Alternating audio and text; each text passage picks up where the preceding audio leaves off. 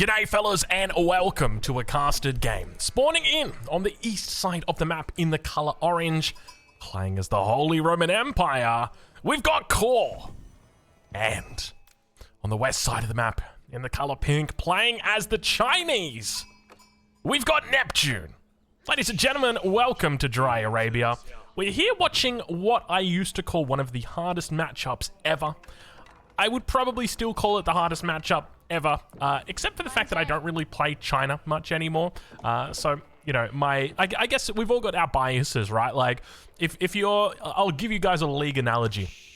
If you play in the mid lane, it's always the jungle's fault. If you play in the jungle, it's always the mid lane's fault, right? Like, the hardest matchup is the one that you just the one that you just lost against. Anyway, we move on, we move forward. How you guys doing? Welcome. Now, we got some things to talk about today. Obviously, you guys would have seen that recent Ottoman video that we did, getting a lot of traction there, people talking about the potential changes for the Ottomans. But I will say, I do note our Ottoman, the Ottoman posters are not present on that video. So who knows what happened to those guys? Maybe they didn't get the memo that the new video had come out. But anyway, let's talk a little bit about, I'll tell you what I'm excited about. I'm incredibly excited about the expansion pack coming up. Now, there haven't been any new details dropped just yet. Obviously, you guys know that when any details do get dropped, I will be covering them as quickly as I can. I'll be setting an alarm, waking myself up 5 a.m. every day, just to make sure that I'm on top of those details, because for some reason they always seem to drop very early on in the morning.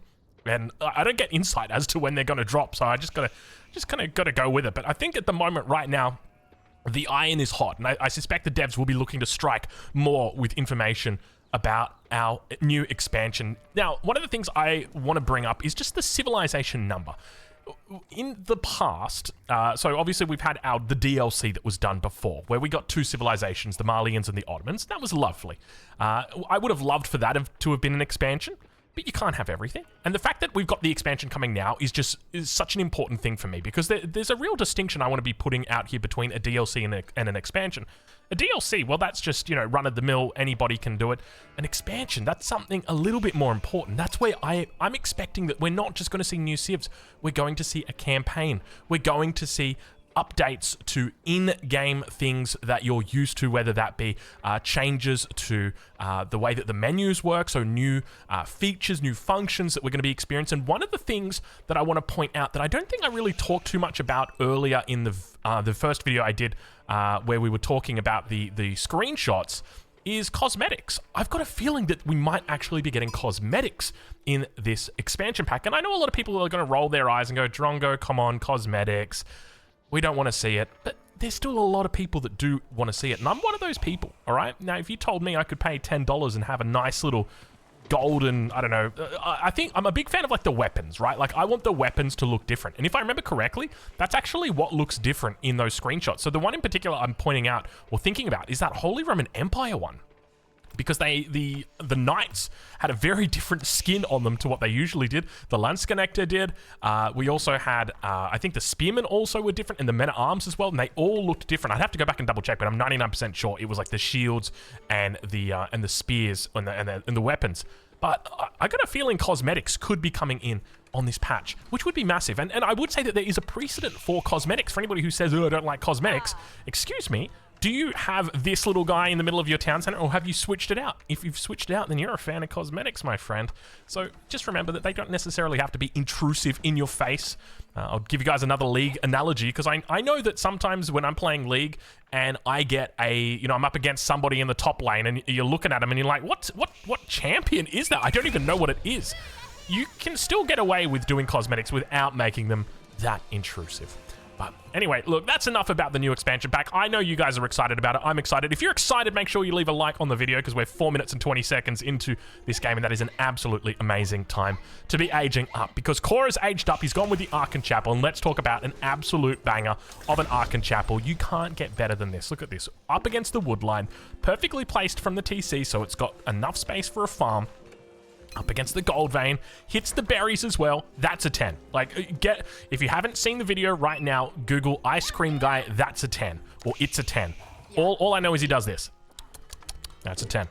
That is a 10 right there. It is 100% a 10. No two ways about it. Looks like we've got a barracks coming out as well. Going to be going into men-at-arms. I do like this, but I am fearful against men-at-arms against China. I haven't talked much about this matchup other than just briefly just letting you know that I didn't like this matchup as a Chinese player. I still feel that way.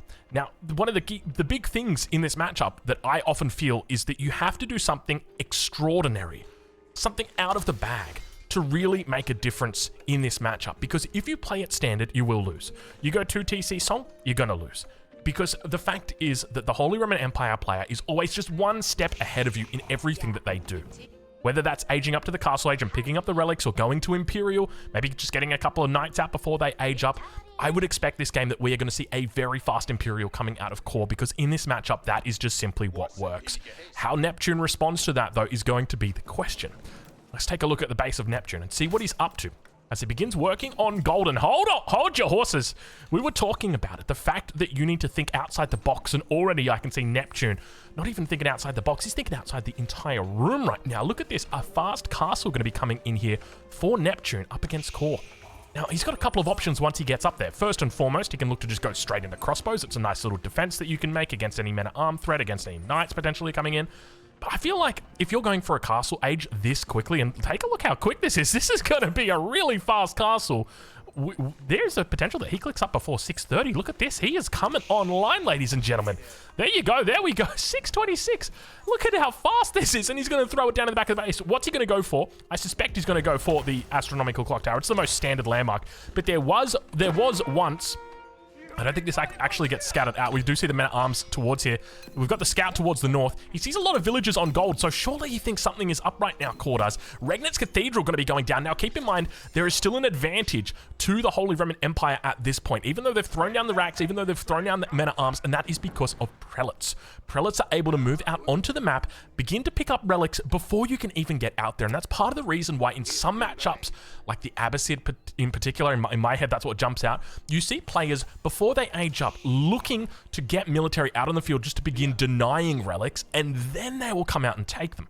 The problem with going absolutely straight to Castle Age, which I'm a big fan of, I do like it, my fear is that you're not going to be able to actually deny the relics of the Holy Roman Empire player, because Core is playing this perfectly. This is an immaculate game plan right now from Core, and take a look at this placement on the Regnitz as well, towards the back of the base, but also out of reach from this Archon Chapel. A lot of mistakes, or a lot of players at lower levels will make the mistake of leaving their Regnitz Cathedral near the Archon Chapel, and that does block those crucial farm placements. We want to try and keep all this space open so that we can add those farms in a little bit later. Age-ups come through for Neptune as well. Let's see what he's planning on doing as a monastery comes down and a stable as well. He's going to be supervising? Is he supervising? He's got to be supervising that bad boy out. I think he did, but the Imperial officials moved away. Supervises out the one knight. We can see that he's got the scout over in the position over on that east side. Now, he has spotted out all these relics. One of them is on the way back here, and he might catch him unawares. Take a look at this. The knight, the Lancer, is running across. May actually hit the path. Oh, but he's turned it around. Oh, he's gone in the wrong direction. It could have been amazing right there for Neptune. Unfortunately, doesn't get it though. So that's going to be 2 relics. Does get spotted out by the scout. Knight now, or Lancer rather, going to be turning his attention towards that position. First relic does come back. Second relic, it's already on the way. Third relic coming out towards this sacred site. Now, you always want to be careful not to touch your foot on this sacred site. If you do touch your foot on this sacred site, watch what happens from the perspective of Neptune. You're just playing along, doing your own thing, and now you get the notification. Hey, guess what, friend? That means that there is a prelate in this area that has just picked up this relic. So you know what it means? It means that this Lancer out here should hopefully be heading in this direction. Actually, I think this one might even think about it. Yeah, you can see him rallying up towards this angle here, looking to intercept. He's just given it away. So you've always got to be really careful. And I think, look, that's the difference between, say, your cores and your beasties. Beastie, he's the kind of guy to make sure that he rallies around the sacred site, whereas Core just rallies to the relic, didn't think too much of it, didn't really mind if that happens. But that's where the difference comes in on those little things right there. Because I will say right now, Beastie, he's in my top 5. Core, he's in my top 10. He's a little bit, no, I'll be honest, Core's probably in my top 15, not quite the top 10. Even though there's a lot of space in there, Core, I love you. And speaking of which, you know what, I love Core. He's been streaming a lot on Twitch lately. So if you haven't checked him out, check him out. I'll leave a link in the description. He's so funny. I love him. He's doing this new thing where he's wearing like gamer glasses, and he's got a big webcam, and it's just zoomed right in on his eyes, and it's so good. And at first I thought it was a screenshot, but then when I clicked into his stream, I'm like, no, it's actually live. Like, it's literally, the camera is just zoomed in on the eyes. He's a wonderful memer, a really good player, and just a funny guy. So go check him out. He's absolutely fantastic. But we do see now that so far that's 3+1. That is pretty damn good for Core, considering his opponent literally just went for the fastest castle you can do as China. Actually, I don't think it's the fastest castle. If I remember correctly, the fastest castle is a 620, not a 620 click up, a 620 age up. You don't really get up with much though, that's the problem. So you don't really have the stable, you don't have the monastery ready to go. But it looks like it is going to be a second town center follow up here from Neptune. I do like this, 10 minutes coming through, so we will switch it over to income per minute. But I do like this from Neptune. This is kind of interesting, right? We were talking about how you deal with this matchup. You got to be thinking outside the box, playing outside the box. And I will also mention that Neptune is around the same rank as Core. So this should be a pretty even game. The one difference being that the civilization Neptune's playing against is the Holy Roman Empire, and that is not a fun matchup. All right, well, it looks like for the moment, this man-at-arms is getting some decent value in. One villager taken out, second villager also going to get taken out. It looks like Neptune has been asleep at the keyboard for a little bit here. Does pick up the sacred site in the middle. Lancer doing his own little bit of action back here. Manages to pick up one villager by the looks of it. But I tell you what, losing a Lancer for a villager, I don't know if that's worth it. A man-at-arm for a villager? Definitely, though. Triple archery range getting thrown down right now. And the question is, where does Core go from here? We talked about it before. The prospect of a fast Imperial is high, I would say right now. I would be thinking about 90%. And we can see that he's transitioning into this farming economy, which supports this theory even further. Only a handful of units back home, not looking to go too big dick on that big attack out towards the middle. Also cleaning up the scouts here from Neptune. Really nice job. So great. So it feels so good to be able to clean up that scout. Now you can sort of get away with whatever it is that you want to do in your base without that being scouted out by the opponent. So Neptune's managed to deny a single relic despite that fast castle. And to be fair, if he just walled out that relic, I think it was back over here. I did see him rally towards this, but he could have just walled out the relic and then just taken it when he was ready and still got that one relic. So I feel like... Look, don't get me wrong, I do like the fast castle, but I feel like it could use a little bit of fleshing out, though. Plenty of vills now. Moving towards the mill. That is a lot of vills right now. What's going... Palace of Swabia already going down. Jeez, that was quick. Swabia getting thrown down on the wood line, as is standard here. Pretty decent timing as well. 12 minutes, 20 seconds. It is well and truly on the way at this point, so expected to be up before that 13-minute mark. At the same time, in the north side, we do see that a sacred site is getting taken. A little bit of a weird effect right there happening over on that right side of the sacred site. Not sure exactly what that's all about. This one down here seems fine for the moment. But just a handful of units out here on patrol. With the Palace of Swabia coming out, though, this is where the Holy Roman Empire begin to put the pedal down. And this is where they start to escape from what their enemy is able to do. So at this point, you look at China and you're like, yeah, he's 2 TC Song. Yeah, sure. But he's also paying full price for his villages. So he's got the equivalent right now of 2.66 town centers. And you compare that over to the other side, where you've got 3 town centers here, so more than what your enemy's got. And you've also got cheaper villages. That's the big thing. So it means all that food that you're getting, you can then throw that into units. So there's going to be a spike that happens in the next, I would say, 6 to 7 minutes, where Core is going to have a huge amount of military on the battlefield. And Neptune's not going to have a whole lot because Neptune needs to respond to this. Another thing to note that's so difficult for the Chinese in this position is you're going to be going up against an Age 4 opponent who's going to have access to the Culverin, which means that you have no chance of success with Siege unless you go Age 4 yourself, because you need to get up for those Springalds. You need to make sure that they've got those roller shutter triggers, because if they don't have those roller shutter triggers, you are going to have trouble dealing with those Culverin, and it just means that they've got Siege superiority, and that's not something you ever want to let them have. But we do see it is going to be Crossbow Spear up against Crossbow Spear, a classic combination, one that is very good. We've seen it with a lot of different civilizations, and here you've got a civilization like the Holy Roman Empire, which very rarely likes to make ranged units, still going for it because of its strength. We do start to see Tithe Barns on the way through as well now for our Holy Roman Empire player. This is going to be increasing not just the generation of resources, but just... Well, I mean, that's what it does. It increases the generation of resources. That's it. You get a whole bunch more food, stone, and wood. The main one that you want, though, is stone, because obviously it's quite limited on a map like this, or on any map in particular. So it means that it allows you that little bit more flexibility when you're thinking about dropping a keep. But I would expect that Core is going to be looking to go big on units soon, and we do indeed see Hand Cannoneer is going to be coming out for Core. He's also gone into the stable. I find it interesting that he's gone into the hand cannoneer, but it does make sense, right? Because the most common thing that you're going to see out of a Holy Roman Empire player once they hit this stage is going to be men-at-arms or knights, and they're going to look to try and upgrade them to elite status. The problem that you have is that your opponent is going spear crossbow, so they kind of know what you're going to be throwing at them, so it makes sense from the perspective of Neptune. The one thing Neptune's going to need to look for here is, though, he needs to get himself to Imperial. The question's going to be, where does he find the opportunity for it? Because right now, these numbers don't look too bad in favor of Neptune. The main issue is that once Core puts his foot down, he is going to go very quickly. He will accelerate to the moon. And we can see that he's now setting up that farming economy. Starting to look pretty good here. He's got a great set of farms here. We'll probably look to delete the mining camp out when he doesn't need it anymore. Probably even look to get the outpost out just because it's taking up that precious, precious space in the base. But now that push is coming out. Core got to be careful here. Numbers looking pretty decent for Neptune. He's 3-1 at the moment. Just going full spear crossbow at the moment. Only focusing on those units, and I love that. I think that that's really strong. It is weak against a Mangonel, though, so let's look to see whether Core recognizes that as we see a Siege Workshop coming down. I suspect he does recognize that indeed. And Hand Cannoneer is going to be helping out as well. Spears looking like they're just going to be skewering up that horseman. Expect to see the emplacement coming through as well. He's got plenty of stone in the bank. Emplacement now on the way through the cannon emplacement, which should be able to hold this very, very easily. So Neptune going to try and take advantage before that gets through. No Mangonel in queue at the moment either for Core, but the numbers here looking pretty decent for him. He's gone for an upgrade on the back of the outpost here as well. Horseman just coming out towards the front here.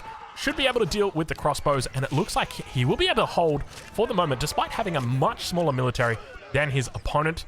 Of course, you've only got to hold a bunch of crossbows, so not the most effective offense underneath all of that ranged attack coming out from those outposts. Might need a battering ram or two. That's just going to buy your opponent time, and we can, speaking of battering rams, take a look at this. We got a culverin on the way. This right here is the window that Neptune needs to age up to Imperial, so I'm suspecting that's what he's going to be looking to do. This wall here definitely indicates it's going to be an Imperial age, because he just wants to make sure he's not going to be caught with his pants down. And he is stacking up a lot of resources. He's still making plenty of units, though. A lot of spears in queue now. He knows that horsemen could look to try and turn the tide here, but the spear's doing a good job of catching these horsemen as they come across the map. More and more crossbows beginning to build and bunch up on this mill down on the south side of the base. But I don't think Core's too fussed about it. Plenty of villagers down here. Majority of them on farms now, so that farming economy really starting to take off. Needs to delete these two buildings here. There we go. Well played, Core. Very well played, my friend. Oh, it's great to see, you know, when the caster says something and the players do it, it feels good because, like, the player is obviously good and then the caster knows what he's talking about, or at least he can tell himself that. Oh, jeez, that was good. It's always nice when they listen. Anyway, we move on. So it looks like Neptune will be going Imperial Age, which is definitely the right way, and he's going to go into the Spirit Way, which gives him a couple of options. But the big one for me is Jukunu. And I know Neptune, I've casted a lot of games from Neptune. Neptune's been around from the beginning of Age of Empires 4. I remember when I was playing on the ladder and I was taking myself really seriously. I was sitting at like top 50 or something, playing only Chinese. And I'm like, there's no way anybody is like even top 10 with Chinese. And then he was like rank 6, Neptune was at the time, playing only Chinese. I learned so much from the things that he did. And yeah, he's just been brilliant to watch develop as a player. I've never really cracked the top though. That's the interesting thing to note. I've never really seen him crack that top level. He takes games occasionally off your top 5 players, your Muslims, your beasties, occasionally. But it's he's not really gotten through to that level just yet, but it looks like a little bit of a mistake coming out from him here. The culverins are out, and with that, he's going to have a tough time pushing into it. Fortunately, he doesn't lose too many units, so I wouldn't really call that a mistake. More of a scouting mission at this point. So now Neptune, you can see he's actually doing a pretty decent job of keeping up with Core. I will also say this, that he's done a really good job of recognizing when to make units and when to age up. He pushed out with enough spear and crossbow that he didn't lose them, and he was able to retain the mass, take a lot of units off his opponent. But now you've got the issue which we were talking about before, which is where Core has spent a lot less resources on those villagers than what Neptune has, and he's going to start putting it into units. Take a look at this. We've got 19 units that are in queue, all of them very food-heavy units. He's got 2k food income at the moment, and almost all of that is just going to be going straight into units now. So this is the point right here where Core wants to shine. At the same time, he also needs to start thinking a bit more about siege. A mangonel, a bombard, they're going to go a really long way for Core right now. So hopefully he looks to get those out as he begins to put down these raids as well. We do start to see the battle hardened coming in for the palace guards as well. So we'll be looking to switch into those beefy boys shortly as well. Chemistry, of course, it's through for the Chinese. That's the default. They hit age 4. In fact, if I remember correctly, they've actually got chemistry available to them from the Dark Age, I want to say. I'm not 100% sure on that, but I'm pretty sure... See, I don't want to put my foot in it. I just remember making a nest of bees and it having +2 attack more than it should. And being like, oh, it must be because of chemistry. But maybe it's not. So I'm just going to, you know what? Forget I said anything. Let's talk about these walls that are coming up. Because... the walls that are coming up for Neptune at the moment, they're going to buy him a little bit of time, but they're not going to secure the base, right? If 15 horsemen start attacking on this top side, you're going to have trouble.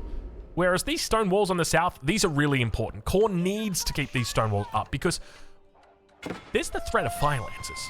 And with fire lancers, you've got big problems. But now, Neptune looking to one-up his opponent here. Picking up pyrotechnics. A unique upgrade for the hand cannoneers, increasing their range by 1.5 tiles. And now we've got to keep looking to put on a little bit of pressure towards these military units here. Elite Palace Guards, they haven't picked up their elite army tactics just yet for that extra health, but they do obviously have Battle Hardened, which gives them just a slight amount of difference. But now towards the center. I tell you what, one of the things Core's army is sorely missing right now is siege. He has got the advantage.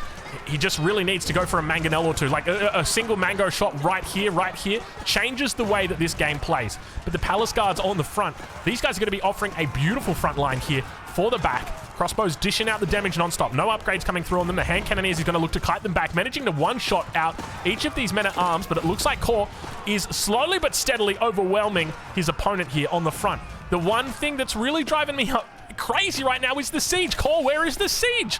Yeah, you're going up against China. They've got that extra health on their siege, but you've got Culverin. These things are insane in these low-number battles because you can just snipe out those enemy units so easily. A little bit frustrating to see that lack of siege. And it looks like Neptune is going to be able to hold on here. But it's definitely, you know, what we're seeing is this fast Imperial battle. Both of these players going for fast Imperial. Core going at about 12 minutes. Neptune a little bit later, about the 17, 18 minute mark. But it's starting to look like Neptune should be able to push Core back in this position here. His numbers are pretty solid. The economy's decent. The one thing that Core's got going for him, though, is he's got the relic advantage. So let's see how he looks to utilize that, because not only are these normal relics, these are Regnitz Cathedral relics with extra on top. A little bit of food, a little bit of wood, a little bit of stone, all that juicy stuff. But take a look at this. The Chinese economy is getting into full swing. Neptune only at 1,500 food a minute at the moment. Core at 2,900, floating between 28, 2,900. That's a decent amount of food. I'll say that much. But look at Neptune. He doesn't stop. Look at this. He is like S Club 7 at this point. This is getting ridiculous. But I want to say that is the thing about China when it comes to the late game. There's a couple of different styles that you can play. But I think undeniably the best one is just Palace Guard spam. Palace Guards are so good. And having plenty of them out just allows you to control the map. If your enemy doesn't get those stone walls up in time, they're going to have a lot of trouble. And Palace Guards, they're expensive when it comes to food, so the more farms that you've got, the better. 59 farms at the moment. Don't be surprised to see 70 plus farms with the Chinese in this late game situation. Precision crossbreeding comes through as well. He's also picked up the unique Chinese tech for that extra little bit of faster gathering time just from the dynasty bonus. At the moment, he sits in Song Dynasty, so we know that he's yet to go up for the Yuan Dynasty Fire Lancers, but I would not be surprised if he looks to go into it shortly. I'm telling you right now, I have not pre-watched this game. I haven't pre-watched it. I didn't watch it on Core's stream. I'm just casting it. But it's one of those things that you know, you get it eventually. You start to feel it, and you know, like when Neo in the Matrix gets it when he's doing his thing. And all of a sudden, like, he gets his butt whipped, and then it ticks for him. He's like, oh, I know jujitsu. And then he actually knows jujitsu. I think that's what happens. But anyway, I know jujitsu. So I'm allowed to, well, I'm not allowed. But anyway, we move on. We move forward. Yuan Dynasty has begun. And that's going to be a problem, because now you've got one of the most difficult to deal with combos in the Imperial Age. Fire Lancers, Palace Guards, Hand Cannoneers. It's really, really difficult. I wouldn't be surprised to see a whole bunch of stables coming down. Let's go and have a look and see if we can find them. Nothing just yet. but moving into the Yuan dynasty means he's got a little bit more movement speed. So perhaps he's not even looking for fire lances at this point. Looks like he will begin to focus down the stone wall, seeing if he can get a segment. I think he's probably going to go through it. He's way too quick. Stone wall will go down, so he's going to be able to break through, take out the villagers, and just cause pain in the heart of all core fans around the world right now. I know how painful it is to lose this, because now you've lost this, it means that now instead of just defending here, you have to defend all of this as well. And it's just a whole bunch of extra that you just don't want to have to deal with. Now, finally, it looks like the siege has come out for core. I will say I don't really like the balance that he's gone for. For any Holy Roman Empire players out there, my tip to you would be off the top rope, 2 mangoes, 2 culverin, 2 bombards. It's a really good basic number that you can go for. Looks like, though, Core's going to be cutting it down from 4 mangonels to 3 mangonels to 2 mangonels, and if you're lucky, you might even have no mangoes by the end of it. And it's going to be a summer with a big bad frost right there. There are no mangoes this season. It is not... It's not good. It's not good. Culverin moving back at very slow speed. I don't know what that's all about. Must have grouped it. I think. Oh yeah, he grouped it with the crossbows. You can see why it was running so slow. I was trying to work it out. But now look at this. Neptune's just on top of Core. He says, "Mate, that's it. Like, you had your chance, and now I'm just gonna take it from you." And I can't help but feel like this might be a bit of a mistake in that Core hasn't supported the front. There's no keep here. There's only a bombard, and it's a little bit further back. But the keep really doesn't... The keep is what forces your opponent to say, I'm not going to attack that. The bombard, it's like, yeah, it's killing me, but I don't really see it killing me. Especially when it's focusing down these elite palace guards, one by one. Core getting absolutely run over right now. Economy's even Stevens, 134 against 136. He manages to break through on that north side of the base. Stone walls have begun to go up as well, so he's not going to be getting through that top region. But hand cannoneers as well as palace guards do make it in time to cover this. Just keep in mind that the palace guards have got 1.58 movement speed. These guys will cover every gap that there is in this base. And now slowly and steadily towards the front, Neptune looks to continue breaking it down. Mangonel going to be looking to try and fire down. The Culverin comes out as well. Should be able to focus down that bombard. It is a clock tower bombard, but there's so many units here. Core's got nothing to defend the Culverin, and with it going down, it means the bombard stays alive and continues to focus down the outpost. Now, keep in mind, outpost, it's sitting at 11.4 tiles of range, so he should be able to focus down this bombard if he so pleases, if he pays attention to it. He's got to be paying attention. That's the one thing. Where is it? Where's the bombard attack? I'm waiting for it. I just don't see it. Double keeps now getting thrown up. They're firing at each other's villages. Well, actually, they're only firing at Neptune's villages. Neptune's lost a whole lot of villages. 20 vills going down in the space of, what, seconds? Maybe minutes. I haven't checked it in a while, I'll be honest with you guys. And take a look at this down on the south side. All of the walls converging on a single stack of trees. I haven't seen this before, or at least not in a while. This is very, very cool, though. I do like this. Both of the players recognizing this is our neutral point. We'll call it here. Core going pretty aggressive with these walls, though. I'll be honest. Those are pretty far up. But I guess against fire lancers, you can never be too safe. And have a look at this. 56 palace guards at the moment. Plenty more in queue. Let's take a look at that farming economy right now for Neptune. Sitting on 59 farms still. 3.5k food a minute. That's 36 palace guards coming out every minute of those production buildings and into the base of Core. I think this is it. I think this is GG. If Core somehow holds this, he's a miracle maker. We've seen him do it before. We've seen him on the Holy Roman Empire do it before, but at this point, Neptune just feels way too established for this to be anything other than GG. Back towards the base, more siege going to be coming out. I mean, realistically, is it though? I mean, Core's throwing down the town center here. His keep's under pressure. If he gets the town center up, it means that the keep will get access to emergency repairs. And keep in mind that when you've got emergency repairs thrown down on a keep, it's actually not wood that you're getting, it's stone that you're getting, because it takes stone to repair this keep. You can see right now as it begins to fall down, or as it begins to go down. But now that the emergency repairs comes back in, he's going to be A-OK. Needs to make sure he focuses it down, but you can see the range on that just way too far. Secondary keep going to be coming up the same time in the middle of the base, still just getting absolutely rampaged.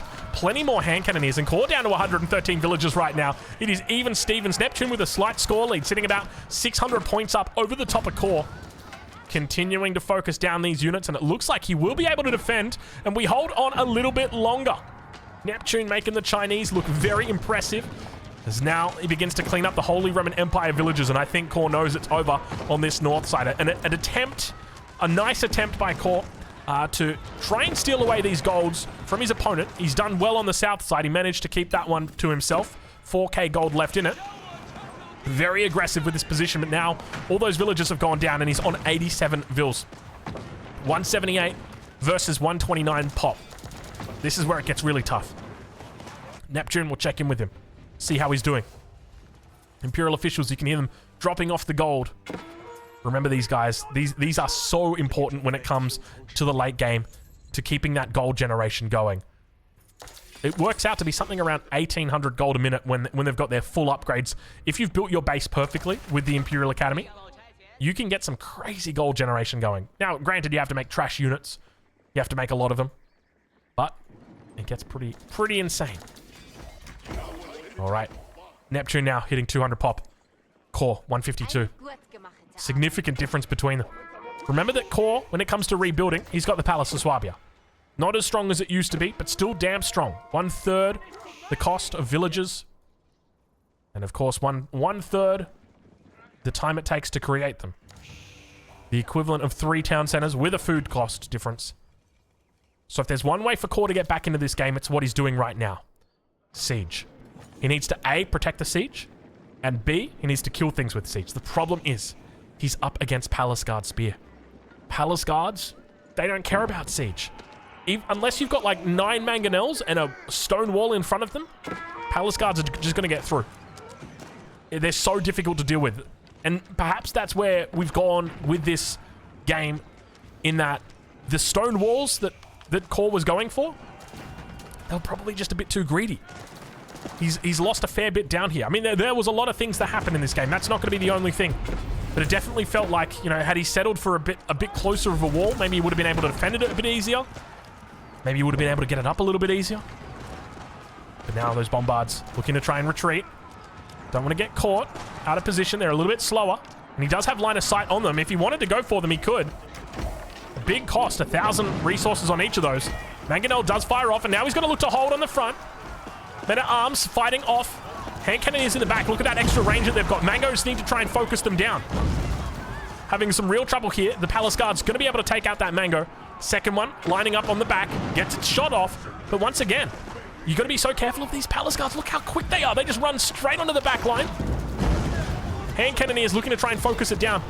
And the front line has just been obliterated here for Core. He's really having trouble keeping it together up against the Palace Guards as they just run past so quickly. Not looking to focus down the hand cannoneers. These guys have just been sitting in the back. Doesn't even need fire lances at this point. 26 Palace Guards in queue. 25, 24, 28 on the field. There's a lot. The Core holds. He pushes back his opponent. And maybe we got ourselves a ball game, ladies and gentlemen. Score still pretty close. Less than 600 points between it. And now Core's up on 173. Neptune down to 168. Hold your horses, ladies and gentlemen. Oh, that's a lot of Palace Guards in queue. All right, let's see how he goes. Let's look at this. This is when Neptune doesn't actually have enough production. How much production does he have? Let's double check this. He's only on 11 barracks. Oh my god, barracks rather. That's a huge mistake. At this point in this game, he should be sitting on 30 plus barracks. 30 minutes in, 30 plus barracks. That's your general as a China in the late game. You want to be going absolutely ham. Bombards turn around. Men at arms trying to take them down. A lot of health on these bad boys. Remember, these guys are not just your regular bombards. These are your clock towers. They've got that extra bit of health on them. Extra 50%. Works out to be quite a lot when you're slowly whacking away at it with a strong pole. Double Colves out. Triple Mango. 4 Mangoes coming in behind it, though. If he can stay alive until those Mangoes all come out, I tell you what, I can't stand this. Look at this. Look how slow they all move when you move them together like that. Big shots from the Mango. Needs to pull these back, Core. What are we doing? Pull them back, Core. Pull them back. We're stronger together. What is it? Apes strong together, Core. But now the runaround's just going to happen. And it all just comes back to this stone wall. Look at this. His opponent just completely obliterating the front line. And now the Bombard's going to be firing from downtown. Palace Guard's looking to move in as well. He's got more. Oh, I hate to see it, Core. We should have just had more siege workshops. And now gets absolutely overrun. 163 pop. Continues to go down. I think this might be it. There's just way too many units here. Neptune. It took him a while, but he managed to get plenty of units out on the board. And now Core is up shit creek without a paddle. This is not good for him at the moment. Palace Guards will be able to flood in through to the base. And good game gets called. Core going to tap out. And good game goes over to Neptune. Ladies and gentlemen, if you've enjoyed this game, make sure you check out Core. If you're looking forward to the expansion, make sure you leave a like.